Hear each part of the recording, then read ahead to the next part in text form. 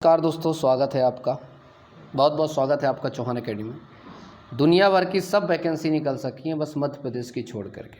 देखो अब ये आ गई सब इंस्पेक्टर की भर्ती, पुलिस की भर्ती, बीएसएफ में sub inspector, Delhi police sub inspector SSC ने जारी कर दिया। कल से ऑनलाइन फॉर्म भरे जाएंगे, तो बाकी लोग भरिए फॉर्म, ठीक है। बस एमपी में क्या है, साथ मत देना, ठीक है। कोई अगर कभी लड़ने की कोशिश करे उसका साथ मत देना, बल्कि उसको खींचना, ठीक है। ऐसे खींचते रहना।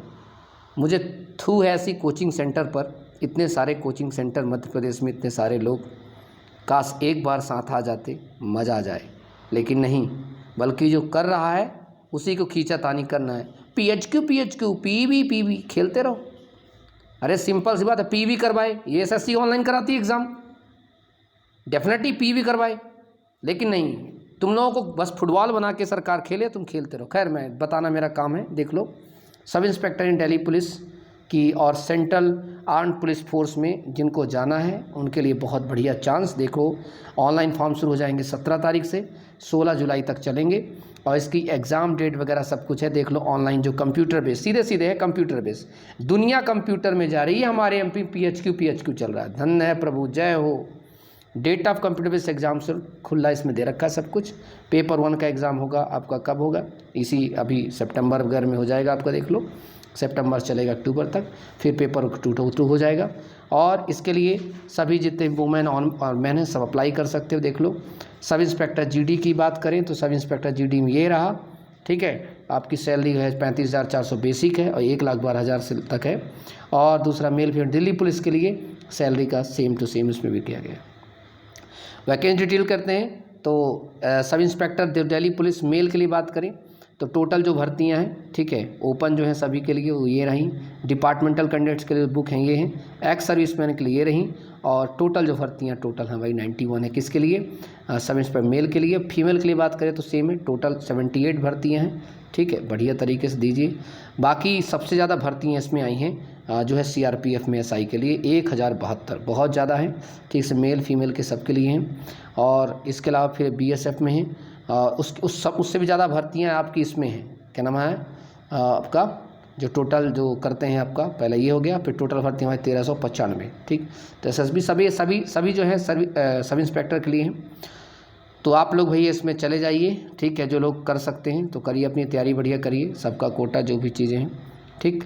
और नेशनैलिटी वगैरह, एज लिमिट थोड़ा सा देख लीजिए, 20 साल से 25 साल, मतलब जो कैंडिडेट है कम से कम 20 साल का, और मैक्सिमम जो होना चाहिए 25 साल का, ठीक है। जनरल कैंडिडेट की बात करते हैं, SC ST 5 साल एक्स्ट्रा कर लीजिएगा, और जो OBC है वो 3 साल एक्स्ट्रा कर लीजिएगा, ठीक है। और ये रही आपकी एज लिमिट। और दूसरी चीज़ क्या है इसमें, एक और चीज़ दिखा देता हूँ आप लोगों को, थोड़ा कंप्लीट हो जाए वो। यहाँ शुरू हुआ है, वैकेंसीज़ का है, रिजर्वेशन वगैरह का हो गया, रिजर्वेशन को उस हिसाब से। नेशनैलिटी हो गई, एज लिमिट हो गई। इसके बाद आता आपका डिपार्टमेंटल कैंडिडेट्स के लिए जो एज है, जो डिपार्टमेंट में काम करें उनके लिए अलग अलग, जैसे 35 साल भी, 40 साल भी कुछ लोग दे सकते हैं, ठीक है। डेट ऑफ बर्थ के बारे में अच्छे सोचिएगा। एक्सप्लेनेशन भी इसमें बहुत सारी चीज़ें हैं। अच्छा, दूसरी चीज़ में एक चीज़ का ध्यान रखना, जो आपका बाकी जो OBC सर्टिफिकेट हो वो किसका हो, आप याद रखिएगा। OBC certificate issued by government of Delhi का चलेगा। SC ST का ऑल इंडिया का चल जाएगा, ध्यान रखना, ठीक है। कैंडिडेट जो हैं ये जैसे जो SC ST के वगैरह बात, तो आप तो कहीं भी चल जाएगा, लेकिन OBC का सिर्फ चलेगा दिल्ली का, ऑल इंडिया का नहीं चलेगा, ठीक है। क्योंकि दिल्ली पुलिस के लिए बात कर रहा हूँ, सिर्फ दिल्ली पुलिस के लिए अगर बात करते हैं तो, ठीक है। बाकी तो कहीं के भी OBC हैं, चल जाएगा। तो ये रहेगा आपका एजुकेशन क्वालिफिकेशन, कम से कम आपको बैचलर डिग्री आपकी कंप्लीट होनी चाहिए, ठीक है। इतना हो, उसके बाद आप इस फॉर्म को भर दीजिएगा, और बहुत बढ़िया है, आप लोगों के लिए बेनिफिट रहे। फॉर्म का फीस तो बहुत नॉर्मल गई है। ये सारे एग्जामिनेशन सेंटर हैं, और ये इसका सिलेबस वगैरह, पेपर 1 में सिलेबस रहेगा आपका general intelligence, reasoning, general knowledge, awareness, quantitative aptitude, ये रहेगा आपका पहला पेपर। पेपर 2 में आपकी आएगी सिर्फ और सिर्फ आएगी इंग्लिश कंप्रेंशन, ठीक है। और उसके बाद जब ये होने के बाद आपको आगे चल के मिलेगा सिलेबस। ये रहा इसका सारा सिलेबस, अगर आपको पढ़ना है तो जनरल इंटेलिजेंस का सिलेबस है, जनरल नॉलेज का है, क्वांटिटेटिव एप्टीट्यूड मतलब मैथ्स का है, इंग्लिश का है, इंग्लिश पेपर 2 का इंग्लिश का रहा है। और जो फिजिकल स्टैंडर्ड जो रहेगा वो याद रख लीजिए, कि मेल के लिए जो जनरल है 170 सेंटीमीटर, 80 कम से कम इसका सीना, फुला के 85। कैंडिडेट जो हिल स्टेशन से होंगे 165 माना जाएगा। जो आपका शेड्यूल टाइप्स हैं, मैं बात कर रहा हूँ एसटी की बात कर रहा हूँ, तो ध्यान रखना उसकी, ठीक है। बिलोंग टू शेड्यूल टाइप्स उनका 165 सेंटीमीटर रहेगा। और जो फीमेल कैंडिडेट है, ठीक है, तो इसका जनरल फीमेल कैंडिडेट 157 सेंटीमीटर है। और जो कैंडिडेट कहाँ से हैं, ये आती हैं कश्मीर वैली है जो नॉर्थ ईस्ट वगैरह से, तो 155 है। और एसटी जो ट्राइब वो महिला है उनका 154 सेंटीमीटर। वेट की बात करते हैं तो सभी पोस्ट के अकॉर्डिंग चीज़ें हैं। अब बात करते हैं इसके फिजिकल की, तो फिजिकल रहा है इसका ये कि भाई एक तो होता है आपका 100 मीटर रेस होता है 16 सेकंड में, दूसरा होता है 1600 मीटर होता है आपका 6.5 मिनट में। लॉन्ग जंप होता है आपका लगभग आपको 3 मिनट, मतलब 3.5 मीटर आपको मतलब लॉन्ग जंप करना है 3 चांस में। हाई जंप करना 1.2 मीटर करना है। और शॉर्ट पुट आपको फेंकना है, ठीक है, लगभग 4.5 मीटर का 3 चांस में। फीमेल कैंडिडेट की बात करें तो इधर ये फीमेल कैंडिडेट का पूरा जो फिजिकल स्टैंड वो जो है, मतलब फिजिकल जो आगे जगह वहाँ जिसकी इंडोरेंस जो कैपेसिटी होती है आपकी, तो ये रहा भाई। बाकी इसकी सारी डिटेल इसकी पढ़ लेना, इसमें ये सारा चीज़ है। टैटू वैटू का क्या है, टैटू थोड़ा बहुत चल जाता है, ध्यान रखना, ठीक है। ऐसा नहीं कि टैटू नहीं है तो नहीं चलेगा।